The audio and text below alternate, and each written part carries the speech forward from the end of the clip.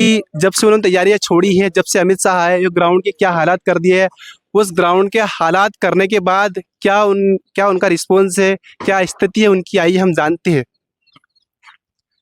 क्या नाम है सर आपका? जी, राजभान सिंह नाम है। तो सर आप ये बताइए, जैसे अमित शाह 14 तारीख को आए थे, जी सर, जी सर। तो क्या क्या कहना है उनके बारे में आपका? सबसे पहले तो ये कम से कम हमको 1 साल हो गया फिजिकल की तैयारी करते करते। अच्छा। एक तो ये फिजिकल करा नहीं है सरकार वाले, ना कोई वैकेंसी दे रहे हैं। ऊपर से हमारा जो ग्राउंड में हजारों लोग जो युवा बेरोजगार दौड़ रहे थे, उनका ये ग्राउंड खराब कर गए। अगर हम सरकार से कहती कि बारिश का टाइम आ रहा है, अगर तुम ये मुरम डलवा दो, तो वो सरकार मुरम ही डलवाती। लेकिन हाँ, लेकिन अभी जो गृह मंत्री जो भी अमित शाह आए हैं, या मोहन यादव आए, अभी 3 दिन के अंदर देखिए सारे कितना सारा कुछ काम कर दिया है। ठीक है, अभी आपने कुछ समय पहले न्यूज देखा होगा, भोपाल में पेड़ पौधे काट रहे थे और अभी ये पेड़ पौधे लगा रहा है, तो क्या मतलब है इसका? सही है।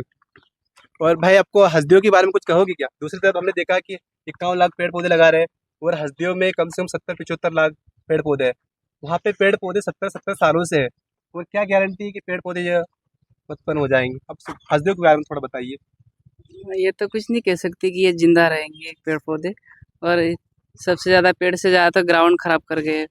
रोजगार के बारे में क्या कहना आपका? रोजगार के बारे में देखो, एक तो वैकेंसी तो निकाल ही नहीं रहे, जो निकाली हुई उसका भी फिजिकल नहीं हो रहा और ग्राउंड भी खराब हो गया है। अच्छा, आपका क्या कह रहा है? जी सर, यही कहना चाहता हूँ कि अभी सरकार को थोड़ा हमारे बारे में सोचना चाहिए, क्योंकि बेरोजगारी आज देख सकते हैं आपकी कितनी बढ़ चुकी है। और यही कहना चाहता हूँ कि ये ग्राउंड यहाँ पे बच्चे मेहनत कर रहे हैं, तो अगर उन्होंने उनके लिए ये खराब किया है, तो मैं चाहता हूँ कि इसको सुधार किया जाए वापस, ताकि बच्चे जो कर रहे हैं यहाँ पे मेहनत कर रहे हैं, वापस वो यहाँ पे अपनी मेहनत जारी कर सके। और जो वैकेंसी की जो मतलब फिजिकल वगैरह नहीं आ रहा है, उनको निकालने की तैयारी करें। आप किस फील्ड मैं एमपी पुलिस के लिए बात कर रहा हूँ। आप? जी, मैं भी एमपी पुलिस की तैयारी कर रहा हूँ। एमपी पुलिस की? जी। आप कुछ कहना चाहोगे? मैं एमपी पुलिस की तैयारी कर रहे हैं युवा। पिछले 2 चुनाव हो चुके हैं, उसके बीच में जो युवाओं का फिजिकल है, वो इन चुनावों के बीच में फंसा हुआ है। अब चुनाव के बाद भी अगर तुम ग्राउंड इस टाइप बिगाड़ के जाओगे, बिगाड़ना ये ग्राउंड का काम, पर्यावरण को सुरक्षा बनाए रखने के लिए पेड़ पौधे लगाए गए, लेकिन आपने जो ये ग्राउंड की हालत की है, ये हज़ारों युवाओं के लिए ख़राब है। यहाँ पे पास में अभी तक ऐसा कोई ग्राउंड नहीं है कि युवा पर जा सके, रहन सहन व्यवस्थाएं नहीं है। ग्राउंड फिर भी यहाँ पर ग्राउंड पे युवा आकर अपनी तैयारी को एक टाइम दे रहा था, उसके बाद भी नज़दीक ग्राउंड को आप खराब करके जा रहे हो, तो ये सरकार की अच्छी बातें नहीं है। कब से तैयारी कर रहे थे इस ग्राउंड में आप?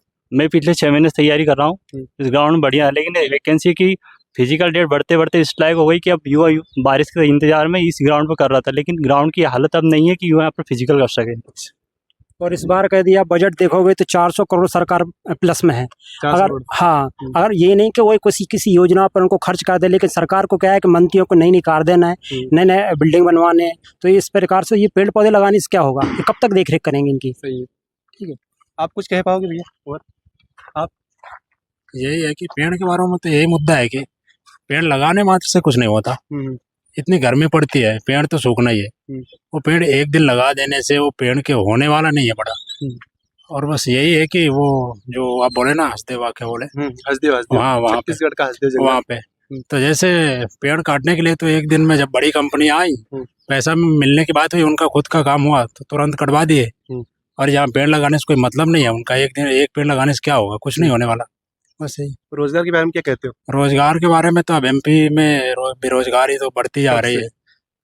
ये हालत कब से? ये हालत तो कब से चल रही है यार, पिछले 3-4 साल से यही हालत चल रही है। 7-8 साल हो गए। पटवारी का फॉर्म डाला था आपने?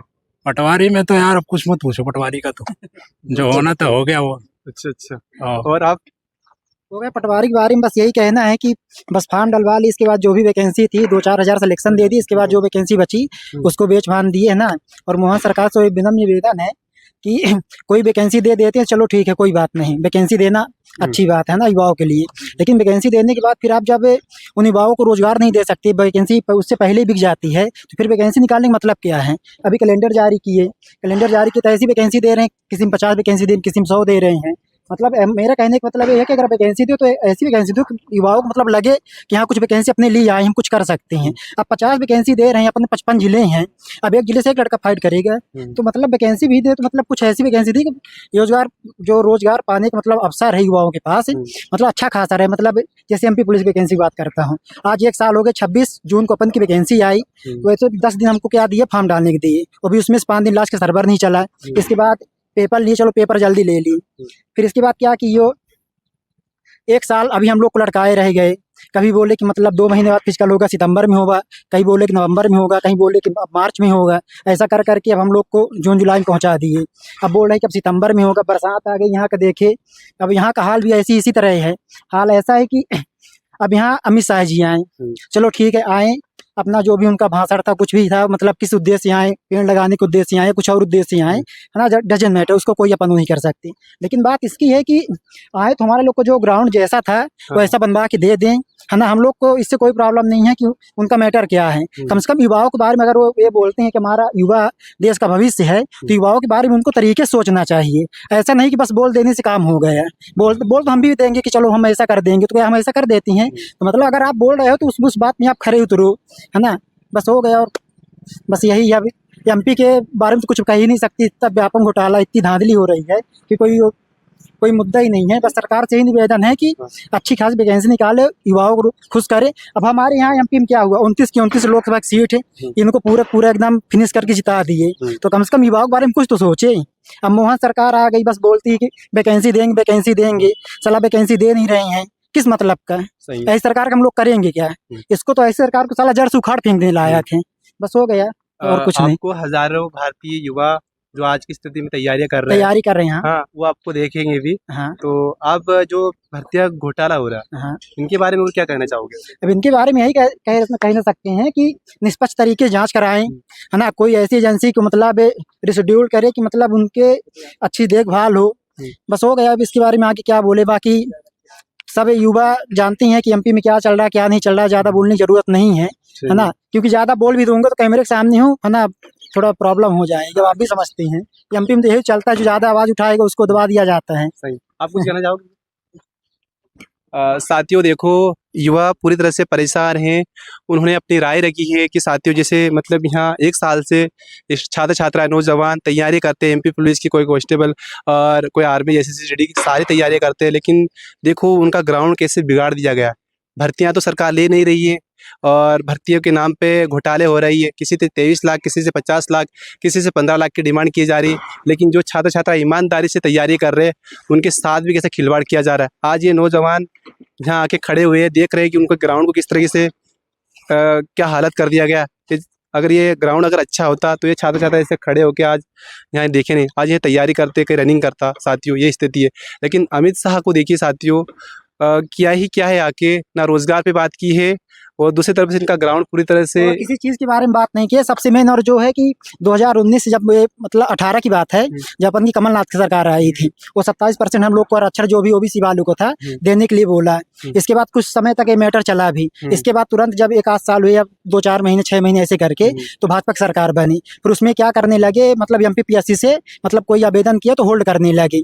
कम से कम मेरे कहने का मतलब ये है कि अगर आप किसी को हक अपना उसका दे नहीं सकते तो उसे छीनो भी मत, है ना। अगर आपको नहीं देना, या ओबीसी को देना या जनरल किसी एक को देना है, तो आप निष्पक्ष तरीके से उनको दे दो, है ना। किसी को लटकाओ मत। आज 4-5 साल से बेचारे परेशान हैं, हताश हो गए, तो कम से कम उनको फ्री करो आप। और कुछ कहना चाहोगे आप लोगों में से भैया? तो साथियों यही हालात है कि अगर किसी को आप कुछ दे नहीं सकते तो उनका हक भी मत छीनिए।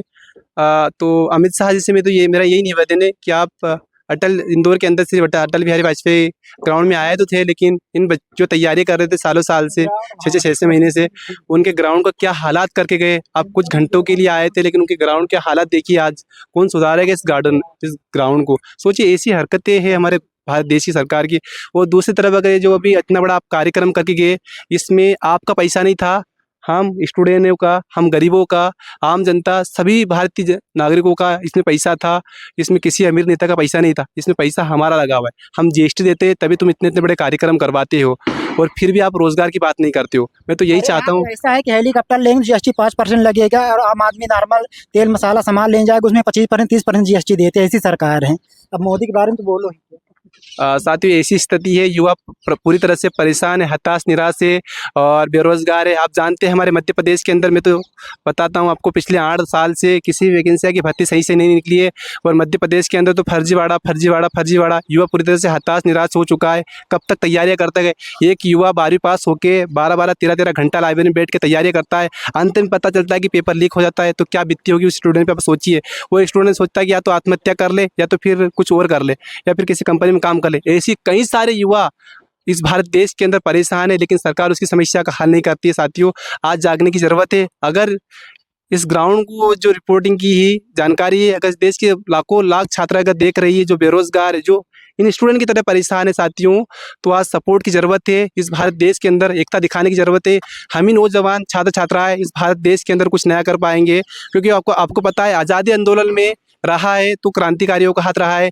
13-13, 15-15, 25-25, 24-24 वर्ष की आयु के युवाओं ने साथ दिया। भगत सिंह, बिरसा मुंडा, टंटे मामा, हमने ये भी देखा है। और सुखदेव, राजगुरु और भगत सिंह, ये सारे के सारे जो क्रांतिकारी थे, ये 23-24 वर्ष की आयु में ही शहीद हुए। और हमारा भी कर्तव्य बनता है कि हम इस देश के प्रति सोचें, क्योंकि हम एक भारतीय नागरिक होने के प्रति अगर हमारे देश के प्रति नहीं सोच सकते तो साथियों, हमारा जो जीने का अधिकार तो हम धिक्कार नहीं कर सकते, लेकिन कुछ तक हम इसे मान सकते। अगर आप देश की नहीं लड़ सकते तो अपने खुद के लिए लड़ो। जो आप पढ़ रहे हैं उतना पढ़ने के लिए लड़ो, आपके रोजगार के लिए लड़ो, लेकिन लड़ो साथियों। जय हिंद, जय भारत।